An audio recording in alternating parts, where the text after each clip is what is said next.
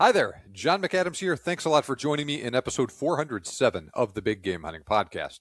I have great news for you today if you are a fan of the 35 Whelen and or the 9.3x62. Jason Cloessner, the product development manager from Lipsey's Firearms, joins me on the show today to talk about a couple of fantastic new offerings from Ruger in those two chamberings. And specifically, we talk about the literally brand new Ruger Alaskan bush rifles that are chambered in both 35 Whelen and 9.3x62, and the single shot number 1 rifles that Ruger offers in those same two chamberings. Now, as I have mentioned on the show in the past, I have a left-handed Ruger rifle in 9.3x62, but that was essentially a semi-custom rifle build. It is an outstanding rifle. I've successfully used it on game ranging from feral hogs and whitetail deer up to Cape buffalo and elephant in Africa. Now, fortunately, you can now get a rifle with that sort of capability directly from your local dealer without having to go through the whole semi-custom rifle build that I did with mine. And while they are not available at this instant, it is looking like Ruger will be making some of these rifles for southpaws like me in the near future as well. Now, before we get started talking to Jason about those rifles, if you want to hunt in Africa, we have plenty of availability for 2027 remaining. We literally just opened bookings for that year. And we also still have a little bit of availability left for hunts in May, October, and November 2026. Those May dates are fantastic, and whoever ends up booking to hunt then is going to have an awesome time. But the hunts in October and November are great as well. Late in the dry season, fantastic hunting, just quite a bit hotter though. Now, we had an outstanding hunting season in 2025. We're getting lots of rain in South Africa again right now, so 2026 is looking like it will be another outstanding year. Visit bestsafarihunt.com for more details on our hunts, or email me, john@thebiggamehuntingblog.com, to book your dream hunt in Africa. We'll set you up with a great hunt for animals like kudu, wildebeest, impala, Cape buffalo, and the like. Let me know that you are a podcast listener when you book. I will give you a special bonus. And also, mark your calendar. I will be at the Safari Club International Convention in Nashville, 18 to 21 February 2026, with 2 of my African professional hunters, Johan and Kobus, will both be there with me. We would love to meet you if you will be attending the show. We won't have a booth, but we are hosting a get-together for podcast listeners and past/future clients at 6 to 10 p.m.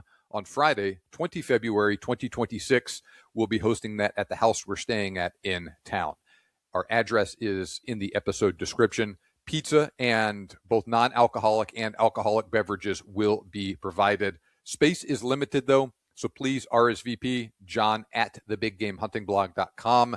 Let me know if you plan on attending. We would love to see you there. Okay, let's get started talking to Jason about these new rifles from Ruger. Well, good morning, Jason. Thank you so much for joining us on the show today. I'm really excited to talk to you about a lot of things, but especially these new Ruger rifles. Hey, John, thanks for having me on. I've enjoyed your podcast over your videos over the years, so it's my pleasure to join you. Well, very, very good. Now, speaking of some of my videos, I often highlight this Ruger Hawkeye that I have here in 9.3x62 in a lot of my videos involving the 9.3. And I often get a comment from people, where the heck did you get that rifle? I would love to have a Ruger in 9.3x62. And for a long time, my answer has been, yeah, that is a Ruger 9.3x62, and I have one, but you can't have one because Ruger has not made them for a long time. I think they made a right-handed version in that chambering, 10, 15 years ago, but I don't think they have since then until now. Yeah, so we actually, they've done 2 different runs of 9.362s in the 77. The first one we actually commissioned that one as the gun blast. Jeff Quinn at Gun Blast was a big fan of the 9.362. And they wanted to do a Gun Blast edition one year. This was probably 2010, 11, something like that. And so we did a small run with the slightly heavier profile, the medium weight profile barrels in the African series. Okay. Those sold out really fast. There wasn't a whole lot of those. And then about, I guess it was let me think, probably about 2016, we came out with a new African series. The first one was a 275 Rigby that sold out very fast. And then we were like, hey, we ought to come back and do this 9.3x62. Medium bores constantly get ignored by the manufacturers, and it really fits the bill in that sleek African style rifle. So we did a year's worth of 9.3x62s in a lighter profile barrel. Those guns were pretty lightweight. Those were all right hand guns, 24-inch barrel, express sights, the whole 9 yards. And those did really, really well. We sold quite a bit of those, so it kind of set the tone that 9.3x62 has some legs if you put it in the right rifles. Well, so speaking of the right rifles, Ruger has announced a Lipsey's distributor exclusive with the Ruger Hawkeye in 9.3 and 35 Whelen. Can you tell us about those rifles? Yeah, so I've been a big fan of the Alaskan guide rifle for years. I always really liked that gun. I thought it was very practical for what a lot of people really use a gun for. And so there was a few things about it, though. I've had a lot of feedback from end users. We talked about it with different people over the years. And some people didn't quite like the all the extra spacers in the stock. They liked the more traditional, a little cleaner, thinner profile stock. And then on the barrel, it's funny, threaded barrel, not threaded barrel. That's you get that constantly. It's it's Ford or Chevy for a lot of people. And one of probably the biggest things of feedback I got from people was on the Alaskan guide rifle. I wish it wasn't threaded. I wish it was just a clean in the barrel. I don't like the muzzle brake. I don't like having to put the extra cap on there. I'm not going to run it suppressed because I want a short, handy rifle for the thick brush, up in Alaska or whatever else. And so I've always been a fan of iron sights on a rifle. Growing up, my dad, he wouldn't own a bolt action rifle without iron sights on it. And so I guess I kind of inherited a little of that bias as well. So most of my guns have sights on them. And so I kept looking at that guide rifle and said, what I would like to do is take a Ruger 77 and make a bolt action version of the Marlin SBL. Something that has that same look and same kind of handiness. And so we started playing around with some 77s, and I had called Phil Shoemaker up in Alaska. I'm sure most of your listeners are probably familiar with Phil. And I said, Phil, if we were going to do a 77 and something that would just be ideal for, where you hunt, in Alaska and kind of branded as that, where should I be looking at for barrel lengths? And he immediately said 20-inch barrel. He said that's the sweet spot. I said, okay. And that's kind of where my head was too. We talked about maybe 21 or something like that, kind of splitting that difference between 20 and 22. But the more we thought about it, I said, I think 20 is probably the right answer. It has that good balance of look of that rifle. And in those medium bore cartridges, I don't find you lose as much velocity per inch of barrel as you do with some of the smaller bore stuff. So we settled on 20-inch, and I said, Phil, okay, I'm thinking just a traditional stock, keep it slim. Unfortunately, Ruger doesn't make a factory synthetic anymore. They haven't done that stock. I'm pretty sure that those molds were just kind of worn out, and so they have not redone those. So the only way to do a synthetic would have been to go aftermarket. I'm not a huge fan of the Hogue stock. It's a little tacky for me, and a little, I don't the shape of it. I'm not a big fan of it. So we kept going back to the laminate, and I love the way the black and gray laminate looks on the SBL Marlins. And so I asked them if they could do that same color laminate and do a traditional style 77 stock. And they did. So they sent us a prototype in. We checked it out. Fell in love with the gun. I mean, it just balanced great. It had just that right amount of muzzle forward balance to it. And then with the express sights on there, it just had that. We went back, every piece we kind of go back and forth, and I'm like, okay, should we do this or do that on the specs? And we could have done the folding leaf rear sight like we did on some of the African guns, but we really wanted something that was, like Phil said, if somebody's going to take a scope off this gun, they're going to probably use this for up close. It's going to be something they want that's fast. So we wanted the best high visibility rugged sights that we could have on that gun, with the idea that most people are probably going to scope it, but want to have that option just in case. And so That's how we came about with that setup, and was real happy how it turned out. It came out at 7 3/4 pounds, and it's just a super handy rifle. So yeah, it's a lot of feedback from hardcore guys that are end users. You know, the 77 is somewhat limited in cartridges because you don't have the magnum length action there, so you can't do a 375. So really, the 9.3x62 was the best option to put in that. And then 35 Whelen, in my opinion, was a no-brainer as well, because ammunition is a little easier to find for that. And we've just had great luck with every time we've done a 35 Whelen project. We've just had great success with it, whether it's in the 77 or number one. So we've kind of, I don't want to say we've championed that cartridge, but I think we've kept it alive with some classic guns, and the public has responded well to that. So this is very interesting, and this was very good news to a lot of people in my audience when I heard about it. Like you and I were talking about before we started recording, I love the 9.3x62, and so I attract a lot of people that like it, and kind of by extension, a lot of people with the 35 Whelen as well. Both those cartridges perform in a very similar manner, and there's a lot of advantages associated with them compared to other shorter, or not short action, but 30-06 length action cartridges like a 375 Ruger, because with these being 30-06 based, you can fit more rounds in the magazine with them as well. Yeah, exactly. And that was a big thing we wanted. I wanted to prove the concept of the rifle with those, and kind of to see where it takes us.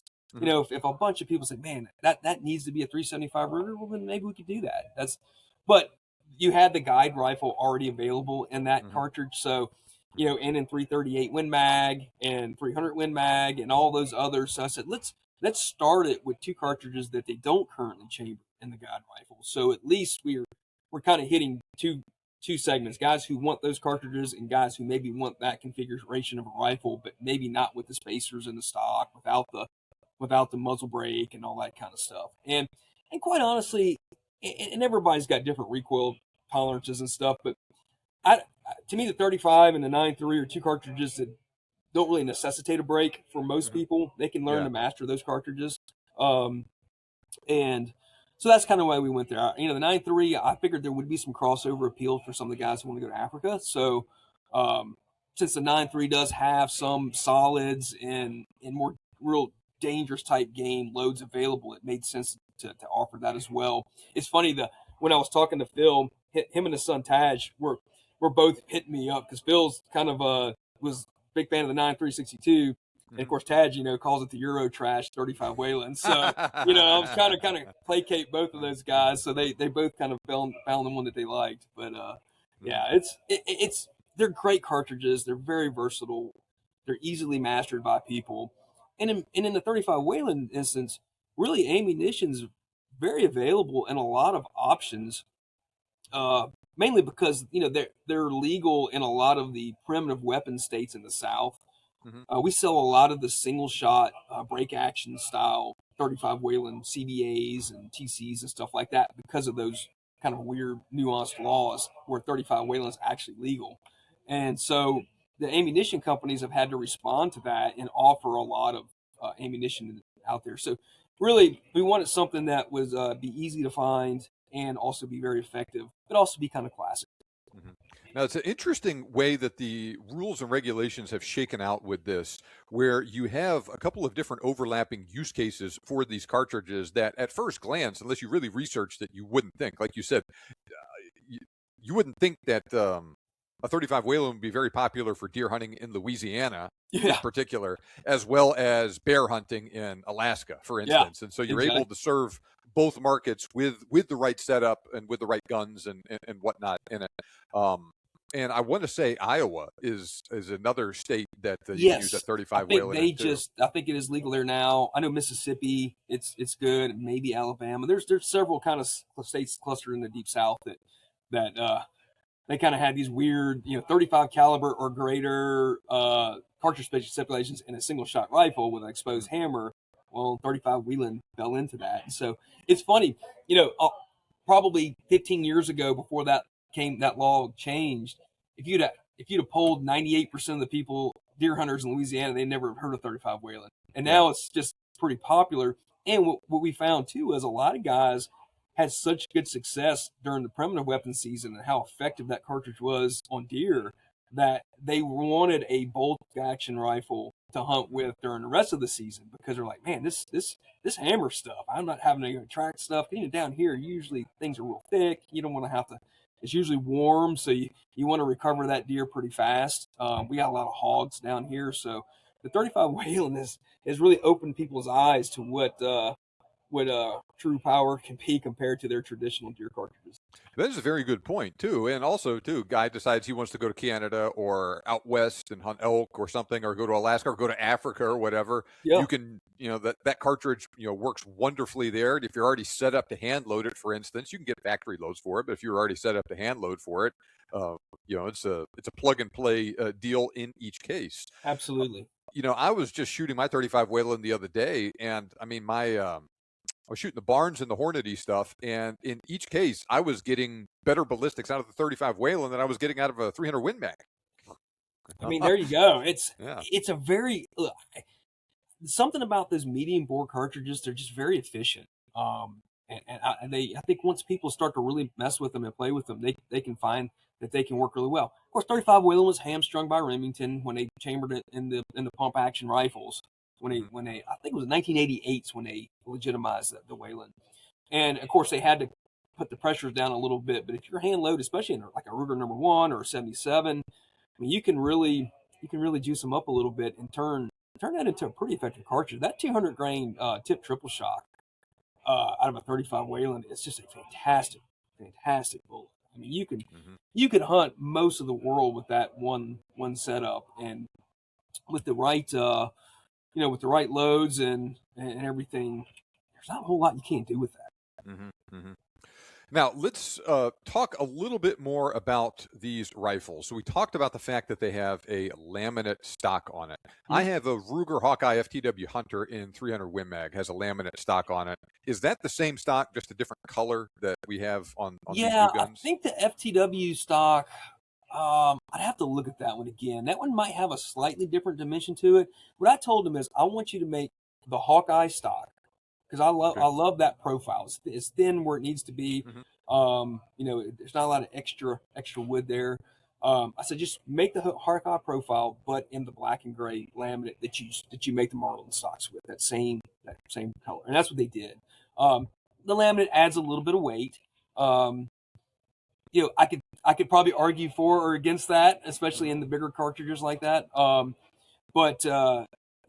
didn't want to do walnut on this particular gun, even though the stainless walnut's got a great look, and I love the way that looks. But I really wanted to make this as weatherproof as we could, realizing that guys who were maybe really hardcore guys might put a Macmillan stock on it or whatever else, if they want to drop a little weight and make it even that much more durable. But it's kind of it's a balancing act when you're doing these projects. You don't want to price it out for you want to appeal to the hardcore end user. That's when I approach these exclusive projects, I'm really looking at people who are the true gun people, who are in what they want. But you also can't go so far down that road that you eliminate the other 98% of the people from playing, because they're like, gosh, I didn't want to upgrade to a $600 Macmillan stock, and so you kind of have to do a balancing act there, making it marketable at scale, but also appeal to the really in-tuned rifleman. Now, my 9.3x62 has the more traditional wooden stock, and I want to say that with a scope on it, fully loaded, it's just over 8.5 pounds, and that's a very carryable rifle. Yeah, but that does increase recoil a little bit. It's not bad, but you start off with a little bit heavier setup, like we're talking about here with this laminate stock. Put a scope on it, then with a lot of scopes, you're over 9 pounds, especially with a couple of rounds in the magazine, all that stuff, and then that makes that rifle, I think, even a little bit more shootable than is the case, with that lighter. It is, and I think too. I think people get a little too wrapped around the axle on weight sometimes, because balance can be just as important. Mm-hmm. We all got rifles that weigh more than others, but feel as light or lighter than others because of the way the gun balances in the hand, weight when you're carrying it. Now, I'm a big fan of actually having the gun in my hands when I'm going through the woods. And that's just from growing up hunting in thicker woods where targets of opportunity might pop up at whatever time. So I like a gun that, these guns tend to balance really, really well. And I think because just that you got enough weight on that heavier barrel profile, but it's not so heavy on the front end because you'll have such a long barrel. And then that laminate stock gives you a little bit more weight on the back end of the gun. So it tends to have a really good balance. And they actually carry a little lighter than they actually weigh, in my opinion. We actually, and we can talk about it a little bit later too, but one of the things I had in the back of my head with these guns was some of the accessories that Alaska Arms offers. Mm-hmm. And that's another reason why I wanted to do those 30-06 size head case cartridges, because then we can have +2 with the extended floor plates. And now you got a 6+1 9.3x62 or 6+1 35 Whelen. I mean, that's a lot of that solves a lot of problems right there. And it still carries really well. Those floor plates, they don't extend so far that it makes the gun weird when you're packing it. So I just really wanted that gun that you could do anything with. That's kind of I'm not sure what to bring, but I know if I bring this gun, I'm probably set for whatever. And especially for Africa, you never know what you're going to run into. You might be hunting, Diker that day, but if you run across a trophy kudu that you just want to take, you really want to have enough gun to be prepared for that. So, in my experience hunting Africa, it's better to be slightly overgunned than to be under. So, I wanted that gun that I love. Look, I love specialization. We all sit there, and I think any true rifle guy has a gun specifically set up for every scenario he can ever think of. But the guns that I tend to use the most are the ones that I call my general purpose rifles, the ones that are set up to do just about anything. And even if I am bringing maybe a 6.5 PRC that I set up for long range mule deer hunting or whatever, I still, if I'm bringing a backup gun on a hunt, it's usually going to be something like this guide or this bush rifle, where it's a universal. I can do anything with it depending on the situation. So these rifles, as they come from the factory, both have a 4-round magazine plus one in the tube, 20-inch long barrel, stainless steel barrel. You have the gray laminate stock on it.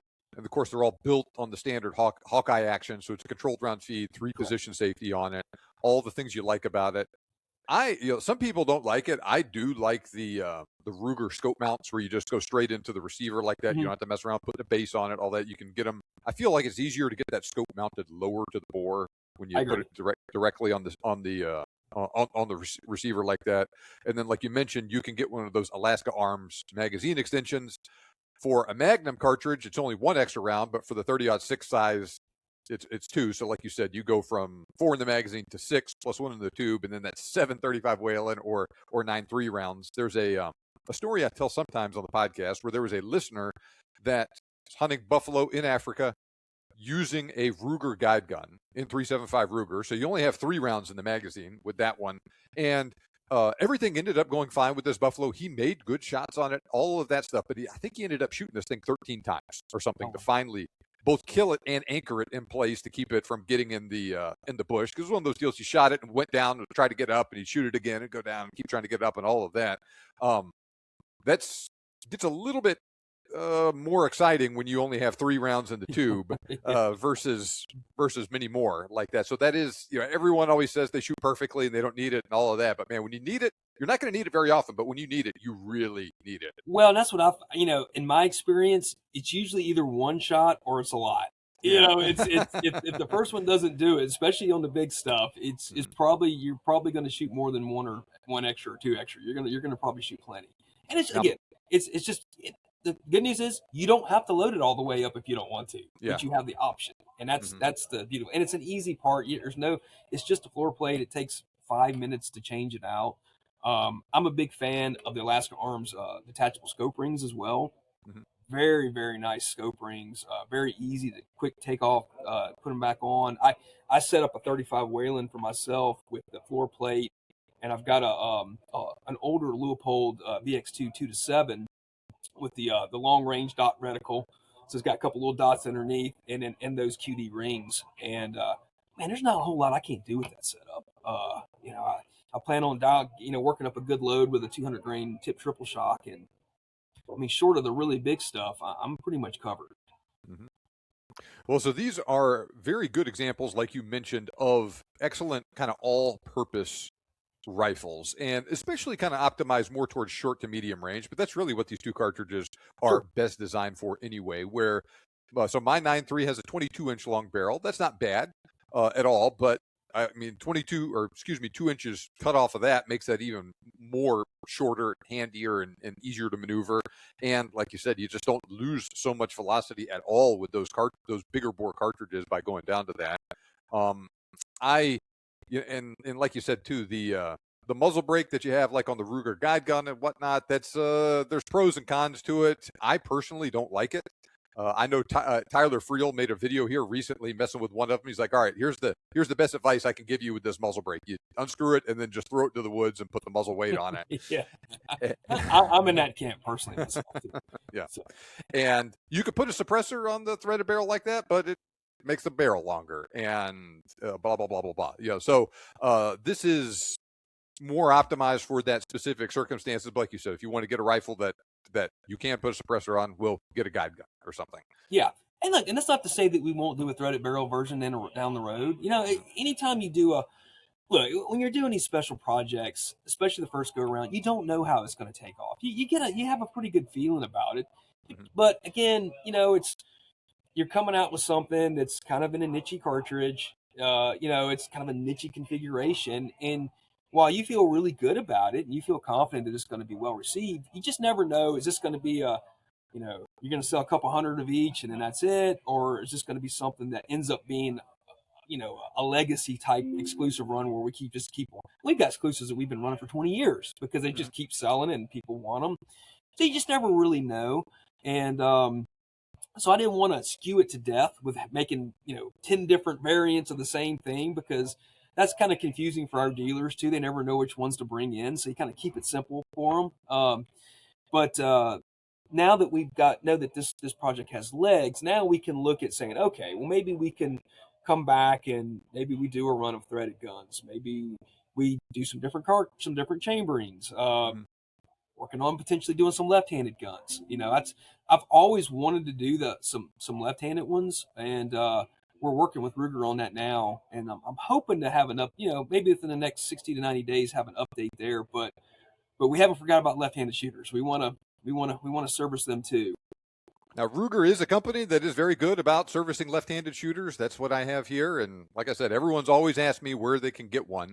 And they do offer left-handed versions of some of their rifles, but I don't know if they ever had a left-handed 9.3 or a 35. They made one. Yeah. I know that they made one because when we did the Gun Blast deal, Jeff Quinn was left-handed, and so serial number 1 on that series was actually a left-handed gun for him. So they did make one, but that's the only one that I'm aware of. Mm-hmm. But yeah, I would love to do some left-handed guns in that. I would like to do some left-handed versions of our African series guns. It's just, the listeners just have to remember, it's a balancing act. You only get so much production time of theirs to use for special editions, and so you want to capitalize that on the stuff that you know is going to be. You just want to prioritize. Right. And I'm not that a left-handed shooter should be kicked to the bottom of the list, but traditionally left-handed guns are a much tougher sell. Now, I think part of that is because it's usually they're only offered in 308, 243, 30-06, and a very basic model. Mm-hmm. When you get into these more specialized guns, generally they're not offered in left-hand, but we all know left-handed shooters like specialized guns just as much as anybody else.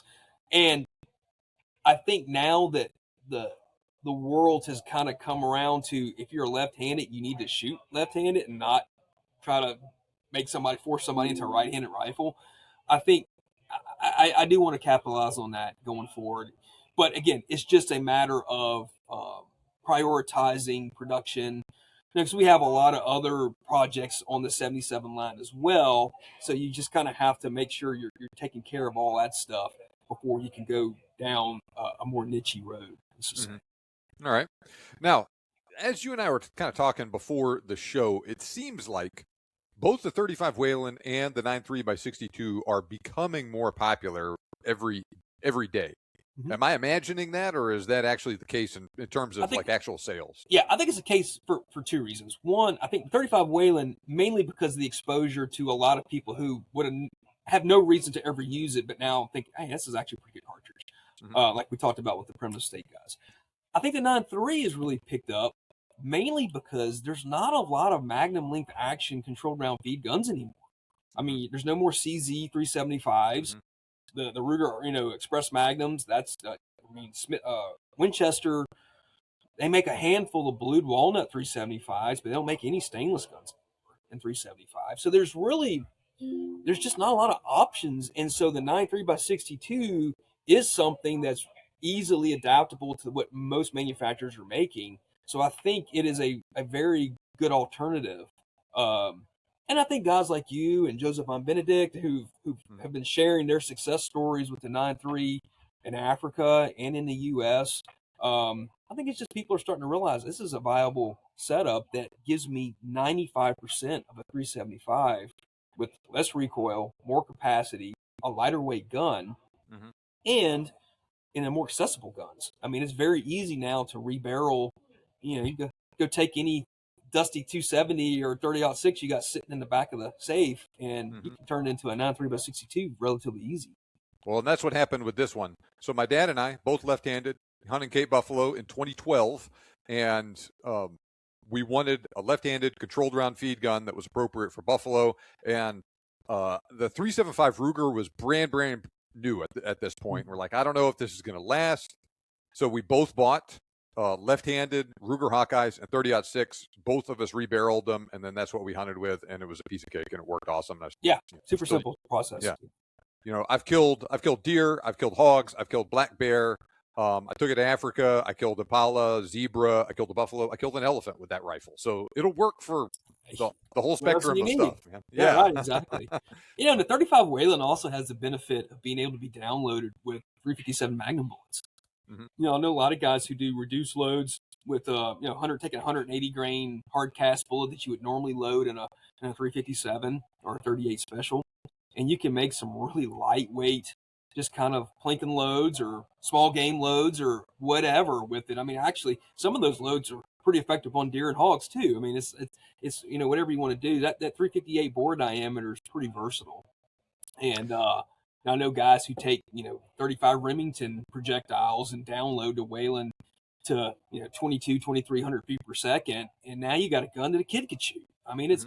it's just got a lot going for it, especially for the hand loader, and especially for the guy who likes to play around and kind of have multiple options with one rifle.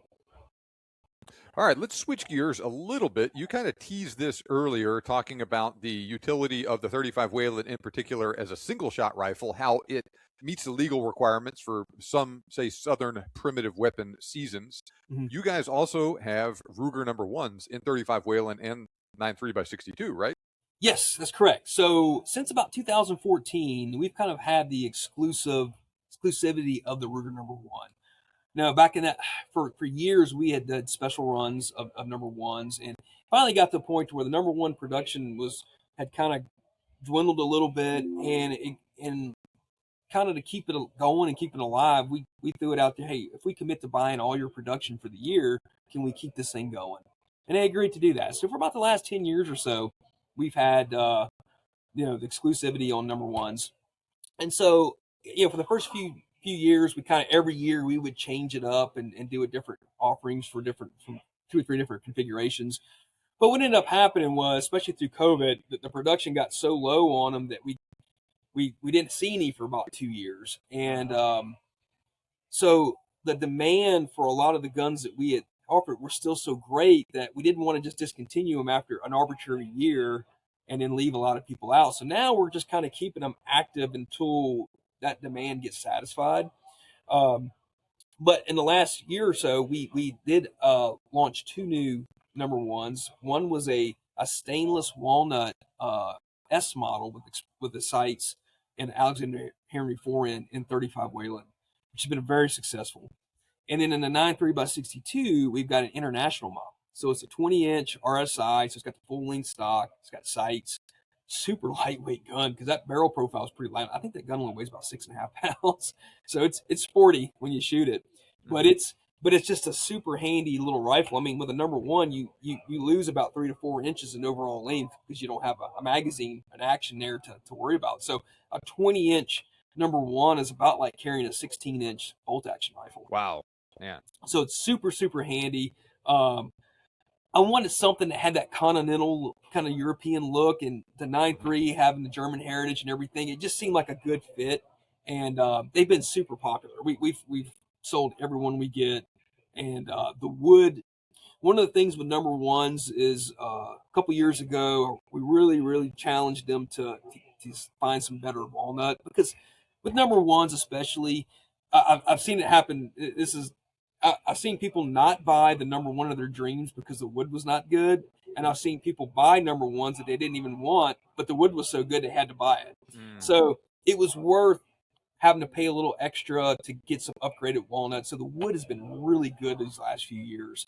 So if you get one of these rifles, you got a pretty good stock. And so they really look nice. That 35 Whelen, we did a run, I don't know, maybe 10 years ago in the light sporter in 35 Whelen with a lighter weight 22-inch barrel. And those guns were about 6.5 pounds. So they were light. They had a lot of recoil. One of the feedback we got from a lot of people was like, man, I'd love to have one with a slightly heavier contour. So this particular model has the S-weight barrel, which is the medium profile. Same profile barrel that's on the Alaskan bush rifles, basically. Okay. All right. And then that barrel length on that rifle is let me think. I don't remember if it was 22 or 22-inch barrel on that one. So that gun balances very well. It's slightly barrel forward, so it really points well. It swings well. Whereas the light sporter, that bore was so big compared to the barrel diameter that it tended to be a little butt heavy. But this 1S model is really nice. Good rifles. We're getting them there. We get them in. And we'll keep those current for a while. Yeah. And so I'm just looking at all the number ones that you have listed on your website right now. We have them in 6.5 Creedmoor, 275 Rigby, 300 PRC, 257 Weatherby, 308, 6.5 PRC, 22 Hornet, 7 PRC, and then of course 35 Whelen and 9.3x62. And I'll tell you, like, the more and more I learn about the number one, I think to myself, what cartridge hasn't Ruger chambered that rifle in at one point or another in its history? Yeah, it's they've chambered number ones in more cartridges than any other rifle platform they've done, because you can really put it in anything you want. Yeah. I mean, the only reason why they haven't done a rim fire is because the firing pin placement on the block is different. It would require redesign, but really that action can handle anything from a 22 short to a 470 nitro. As long as you can get it to work. The biggest cartridge we've ever done in it was a 450 nitro, and that was about all you wanted to shoot. It was stout, but yeah, 458 lot. We've done 450 400s. Pretty much every cartridge that you can think of that would make any kind of sense in a number one, it's been done. And it's funny. I find that the traditional cartridges don't do as well traditionally in number ones. People want something a little more esoteric, a little more exotic. Like the 275 Rigby's have been super popular just because it just fits that rifle, that personality of that rifle.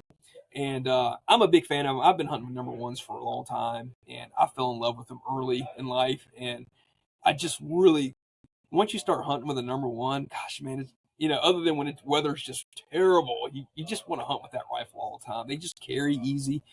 They're totally ambidextrous, so you don't have to worry about that if you're right or left-handed. And quite honestly, it's rewarding hunting with a single shot. I really enjoy it.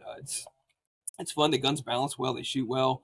And if you don't have a number one, you ought to consider it. It's one of those guns that it'll change the way you look at rifles. It's just they're nice. They're very nice. I can imagine that this is a rifle that there are some guys that they try and collect them in every single cartridge that they put it in. There's a huge collector's aspect of Ruger number ones. And there's a real good friend of ours who's probably the preeminent number one collector in the country, and he's got one in every cartridge that's ever been chambered. Wow. And it's impressive. I mean, it's amazing how many of those rifles have been out there, and it just lends itself well. And one of the things that we try to do with some of these newer models is maybe change up the configurations a little bit from what they were traditionally done. Because I think the number one came out in 67, 68 when they first started shipping. And they had their 5 basic configurations that they always made. But they didn't deviate too much off of barrel lengths and stuff like that. And what we've tried to do is come back to some of those originals, but maybe stretch it to 24 inches versus a 22 inch, or maybe add the express sights to this particular model that didn't have it before. And that's worked really well because the number ones lend themselves to longer barrel lengths because of that no action restriction. Like on that 257 Weatherby we do a 28 inch barrel on that gun. Wow, man. And so it's like carrying a 24 inch bolt gun, so it's still not egregious. But you can, with an 85 grain tip triple shock, you can get 4,000 feet per second out of that rifle. It's a hammer, And so there's just little things like that you can do. That you're kind of limited on bolt guns. Your bolt guns, you got to think about magazines, you got to think about feeding and all that kind of stuff. And with the number one, it's pretty straightforward. Gosh, what's the name of that pronghorn competition in Wyoming? Is it the one shot? Yeah, the Lander one shot. Yeah, that 257 seems like it'd be perfect for that. Oh, it's perfect, man. Yeah, it's look, you don't have to worry about dialing with that gun. You just sight it in about 2.5 inches high at 100, and you just hold out as far as you want to shoot. It's super flat shooting, but yeah, it's cool. Is it for everybody? No, but for the guys who want that, here's an option, and here's something that's attainable. And look, number ones are not cheap, but in the world of custom rifles, they're a bargain. And you can have a really nice, elegant rifle that it's funny. Every time I show up at a deer camp or something like that and pull out a Ruger number one, everybody just wants to look at it. What is this all about? And it's they're interesting. I really like it. And so, what is MSRP on these number ones and on the Alaskan bush rifles? Okay, so MSRP on the number ones is $24.79, and then on the Alaskan bush rifles it's $16.59. Now keep one thing in mind: Ruger has a very aggressive MSRP spread compared to dealer cost.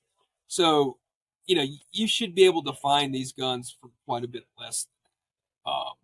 So obviously, if somebody goes to our website and they're not a dealer and don't have a login, they're going to see the MSRP pricing. That's not what we sell it for. We sell it at a dealer price, but we have to put some reference on there, and MSRP is just kind of what we can do to non-dealers. So, if you have a good relationship with a dealer and they're a customer of ours, I would expect to pay a good bit less than what those MSRPs are. All right. Now, like you said, you don't sell direct to consumers. Tell how this works. I'm assuming you sell directly to dealers. They sell it to other people. Yeah. So we're a firearms distributor. There's about 15 of us left in the country that handle the inventory for the manufacturers. Just a little quick kind of how we do things. So we kind of serve as the credit and warehouse of the arm of the industry. So take Ruger, for instance.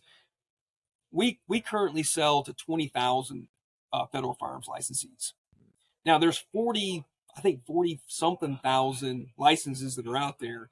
Some of those are, gunsmiths, it's people who aren't really stocking guns. So, but we actively sell to 20,000 FFLs. If Ruger had to sell one number one here, 177, one Blackhawk to 20,000 dealers, they would have to increase their infrastructure so much by adding credit people to collect the money, shipping departments, because now all they do is ship pallets to 15 distributors instead of having to ship to 20,000 FFLs. The money they would have to charge extra to facilitate that infrastructure is more than the margin that the distributor makes, because we have figured. So I think the middleman actually saves the end user money here, because we've streamlined that process so much that we can handle it at a lot less expense than a manufacturer can. So we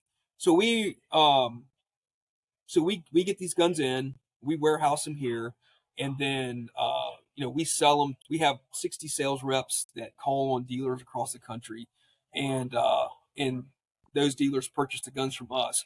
It also helps the dealer side of the world because most gun stores are usually mom and pop type gun stores. The guy working the counters, the guy sweeping the floor is also a guy doing the gun buying. He doesn't have time to call 200 different manufacturers to order guns and ammunition and accessories every day. He can call 2 or 3 distributors and buy all those lines in 2 or 3 phone calls versus 200 phone calls. Mm-hmm. And he can write 3 checks every month instead of trying to write checks to 200 different people. So it's a part of the industry that really facilitates the business and helps dealers be able to keep things in inventory in a timely manner. So we do not sell directly to the public. Our website, lipseys.com, we have a dealer finder there. So if somebody goes to the dealer finder and punches in their zip code, they can find a dealer in their area. And if a dealer pops up on that list, that means they're set up with us. They're ready to purchase. They're good to go. A lot of guys have their brother-in-law has an FFL. Maybe they don't have an account with us. And if you try to get a gun that way, it's just going to take more time because they'll have to set the account up, and establish credit and all that kind of stuff. So my best suggestion for people who are maybe after one of these rifles is to go to the website, find a dealer that's on there, and then contact that dealer directly and tell them, hey, look, I'm looking for this gun. This is the part number. And what our sales team does is they make notes on that account. And so if we're out of stock or whatever, they'll know that, hey, Joe's gun shop needs this 9.3x62, and they work off those lists first as how they sell those orders. So just gotta be like a little patience. It's always hard. That's our biggest challenge is how to get somebody into a gun that we carry exclusively, because there is that other step that you don't have just a buy now button. It's not an Amazon setup. So yeah, definitely. Now, I was perusing your find a dealer section. I live in Lufkin, Texas, and I looked, and literally every place that I buy guns at and ammo at is a Lipsey's distributor here, at least in my town. And like you have the bigger ones like Academy and Atwoods and whatnot, but also, like you said, several literally one-man shops as well as larger than that, but still pretty small. We try to service everybody from the, like I said, the small one-man shop to the big national chains and all in between. And honestly, especially with trying to find one of these exclusive guns, especially right when it's first launched and maybe they're a little hard to get, your best chance is probably finding that bigger independent dealer is probably going to be the way to facilitate it the fastest way.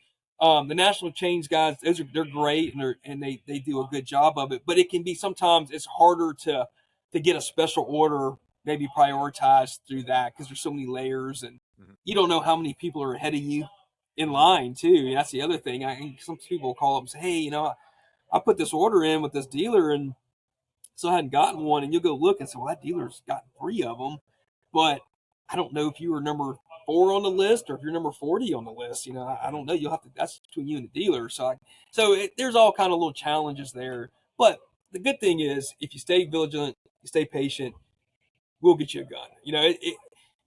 There's a misconception that we order 20 or 30 of these guns and then, sell them and then don't order them for another 6 months. That's not the case. We order a lot of these guns and we keep them on order all the time. One little trick your listeners can know is that if they go to our website and they click the exclusive section and it's listed on our site, that means the gun's on order. Okay. Now we might not have it because just like anything, Ruger might have other 77s in the line that they're building and our production schedule is not up until February 20th or whatever. And we might be out of stock for a little bit, but if it's on that website, then that means we do have orders in. And so I can't necessarily guarantee when I'm going to get it, but we are going to get them eventually. We should, just so they know, we should start seeing some more of these Alaskan bush rifles end of this month, early February. So, and we ordered a lot more than we did the first time. So we're going to try to fill all the orders. Now, I understand if you don't want to say exactly how many, but can you give us a general idea? Is it hundreds we're talking about? Is it thousands? So So the initial order that we ordered of each of those was 250 of each. Again, traditionally, that's a pretty safe number in the 77 number one world when you're not sure. Is this gun going to take off? Is it going to be good? Is it going to be? We're not sure. We also didn't know, is one of them going to be better than the other? Mm-hmm. So, fun little fact, the first, when we launched those guns, the first day, the 35 Whelen way outsold the 9.3x62. But then once the word got out and consumers started calling dealers in order, the 9.3x62 started. And so, because most dealers were more comfortable bringing in a 35 Whelen without having it sold. But as dealers started getting calls from consumers, they realized, oh man, the 9.3 is going to be pretty hot. So I think this next go around, we ordered 500 of each. And again, can I go order 1,000? Yes, but they're not going to make that. I need to spread that out because I got to deal within their capabilities of production as well. Yeah. Because there's all kind of little things you got to think about. They got to source proof ammunition. They got to source test ammunition. Sometimes proof ammunition is hard to find on some of these more exotic calibers. These two, not so much. But we've had instances in the past where I remember we did a project on a 250 Savage, and I was so excited about it. It was a cool little rifle, and it just kept getting delayed. And I finally called Ruger and said, hey, what's going on, man? And they're like, we can't get proof ammo. Nobody's made it. And so we're working with a company to produce us some proof ammo so we can proof all these guns. The guns were made, they just couldn't proof test them. So there's just little things like that you have to take into consideration. That's why when people ask us all the time, hey, can you do a 318 Wesley Richards or some other non-SAMI spec round? And the answer is 99% of the time, no, because there's no proof ammunition out there. There's nobody. If they're not making factory ammo for something, it's very hard for a manufacturer to produce it because they can't test it. Yeah, it gets into kind of a bad spiral with that as well, because if you're not making factory ammo, no one's going to make rifles. And then if no one's making rifles, there's no reason to make ammo for it as well. It is a chicken or the egg syndrome sometimes. But fortunately, we've got good relationships with some of the ammo guys as well. And when we're doing a lot of these projects, we'll give them a heads up that, hey, look, we're about to come out. We're about to hit the market pretty heavy with maybe a non-traditional cartridge. Just want you know, so you might want to ramp up a little bit, or just to let communication's king with that, and so everybody's on the same page. But when we did these two guns, I kind of did a little research and talked to some guys, and it sounded like they were pretty good on ammo. So I didn't have any reservations with go ahead and hit the button on this one. Well, very good. But if we were going to do something like when we did the 450 400s and stuff like that, we had to make sure Hornady had enough ammunition out there to support that. Now, so a couple of years ago, it would seem like there were 0 American gun companies that made rifles at 9.3x62, and now you got 2 different models from Ruger in that chambering, and maybe more to come as well. Yeah, I'm proud about what we do at Lipsey's. I think we're a company of a lot of end users, and we like the oddball stuff, and I like to find the niches, because what I have found is that the niches, while they're small, they're very dedicated. And people who are into 9.3x62s, guys that are into 41 Magnum, guys that are into 44 Special, all these kind of cartridges and chamberings that are overlooked by most manufacturers because they're not widespread. When you come out with a gun that's chambered in something like that, and it's the right configuration, I know that while, we might not sell 30,000 of them, but I know that the 5,000 guys who are into that, they know this is my opportunity. I better not wait. So that's kind of what I like to do. I like to find the little things that are being underserved, and then try to come up with a configuration that will best serve that particular cartridge. And can we do a 9.3x62 and a non-iron sighted long barrel bolt? We could, but is that really going to serve the guy who wants those guns? Probably not. Yeah. So that's why we've got an African model, and we've had an Alaskan type model with sights, controlled round feed. Try to check all the boxes. What are the custom guys doing? If guys are building like you are having 77s custom built and putting express sights in them, well, maybe if we offer that from the factory, that's kind of a clue, that could be successful.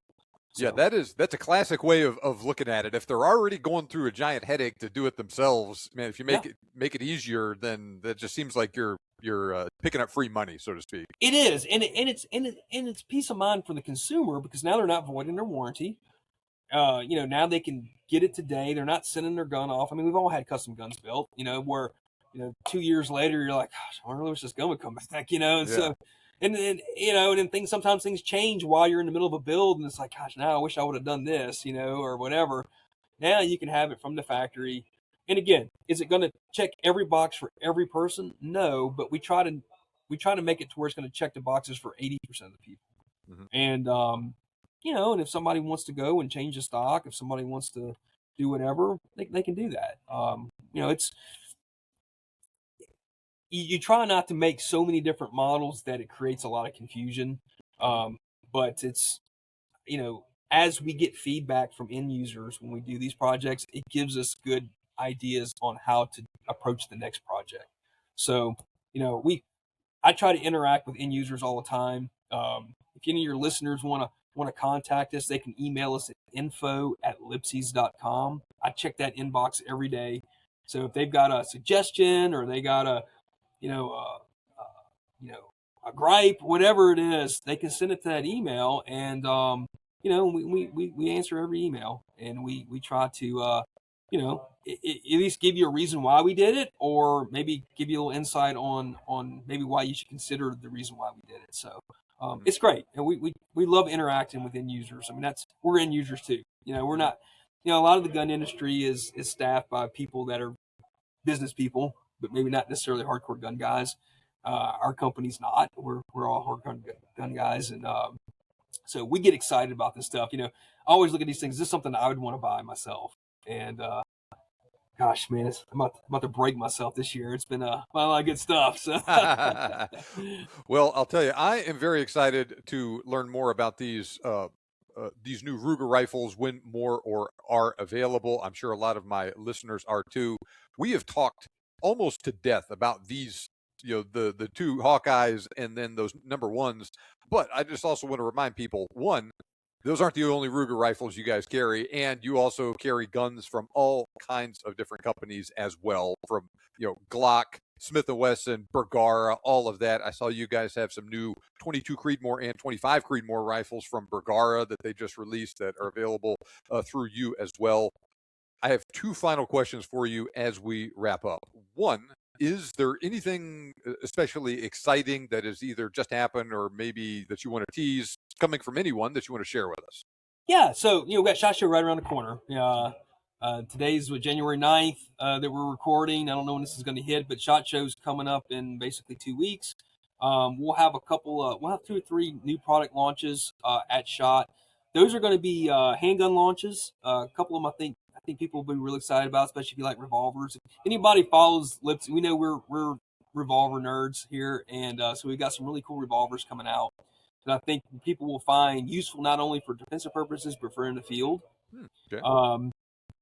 I do have some new 77s we're working on. Can't quite talk about them yet. I kind of make a policy until I get a part number and get confirmation that they're shipping. I don't like to talk about it because if something happens, I don't want to get people's hopes up. Yeah. But we got a couple of rifles coming out that I think are going to get well received.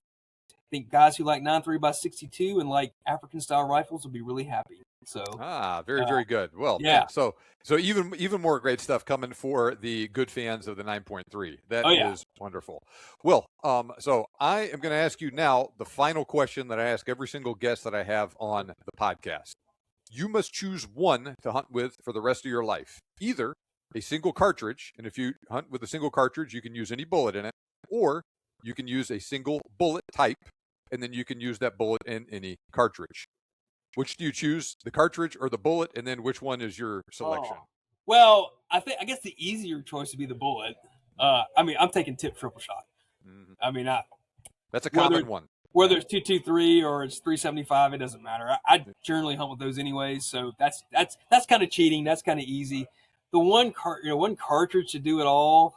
I'd have, honestly, 9.3x62 would be really tempting. I would probably take 375, just because it is the world standard of of versatility.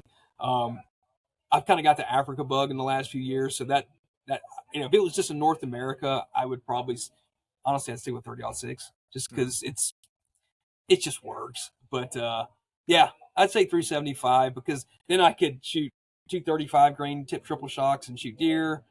I got up to 300 grains. I'd probably just standardize on a 270 LRX and be happy for the rest of my life. But it'd be a 375.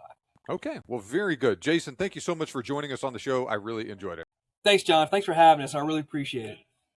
Now, I don't know about you, but I am very excited for these new rifles from Ruger. Until very recently, when Ruger picked up the cartridge, there were basically no options for an American-made rifle in 9.3x62. But fortunately, that is changing, and it looks like there are going to be even more rifles in that chambering available soon as well. So check out the Lipsey's website at lipseys.com, and make sure you subscribe to their YouTube channel to learn more about all of their products, to include these new rifles from Ruger in 35 Whelen and 9.3x62.